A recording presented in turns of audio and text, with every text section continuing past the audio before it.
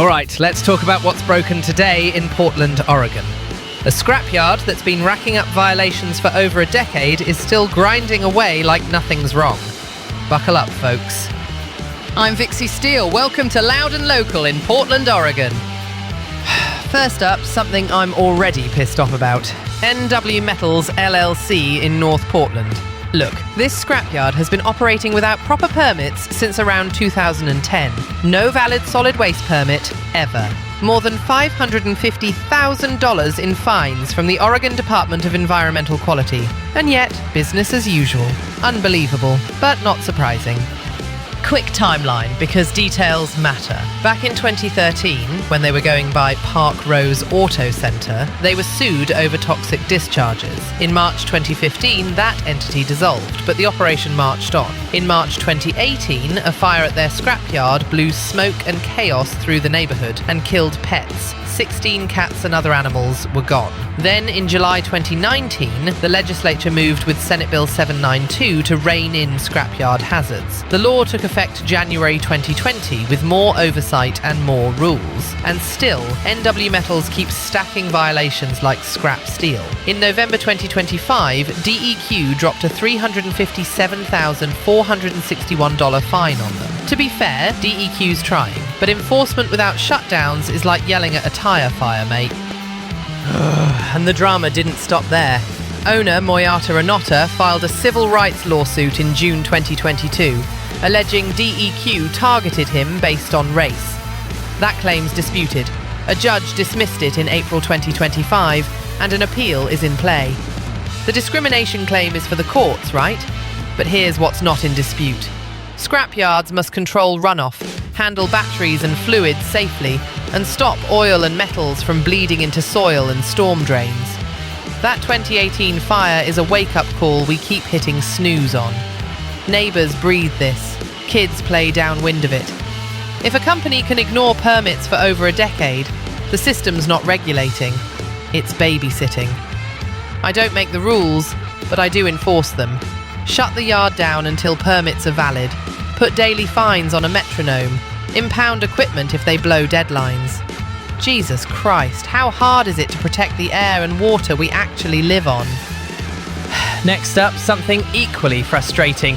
A Portland curler, Sarah Maywalt, is sidelined because of a Trump administration executive order from February 2025 banning transgender women from competing in women's sports where there's federal oversight. USA Curling follows it, even though curling isn't exactly swimming in federal cash. She got hooked on the sport in the late 1990s. Now she's told, sorry, you can't compete in the women's division because politics said so. What fresh disaster is this? The order leans on these so-called fairness and safety concerns. Those claims are hotly disputed. Studies cited by advocates show transgender women on hormone therapy don't hold notable physical advantages. Yeah, no, it's not the boogeyman people keep shouting about. Curling is precision, strategy, stamina, team chemistry. This ban is culture war cosplay dressed up as policy. Let athletes play, judge them on performance, enforce rules that are actually evidence-based. Honestly, if you're policing who gets to slide a stone on ice more than you're funding the damn rink, your priorities are upside down. Moving on before I break something. Portland Community College has been on strike since March 2025, and international students are staring down a cliff. By April 2025, if they can't maintain full-time status, they risk losing their legal standing and being deported. That's not a scare line, that's how the visa system works. Winter term ended March 2025, with the strike still hot. Graduation timelines are wrecked, financial aid is in limbo, and on-campus jobs are paused. Students like Karen Lutelli and Stephanie Njenga are weighing transfers or packing bags. To be fair, they pay more than double Oregon resident tuition. There are only about 350 international students left, half what we had a decade ago. I shouldn't have to say this, but here we fucking are. PCC needs emergency options now.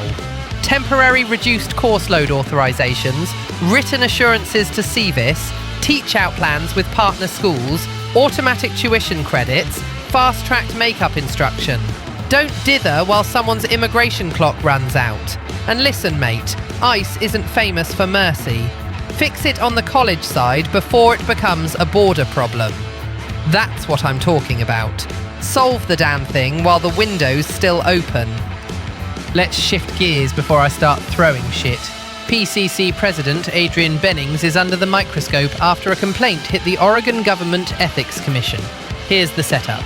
She owns a trademarked slogan under her G7 Enterprises LLC, and the college was using that phrase in its materials.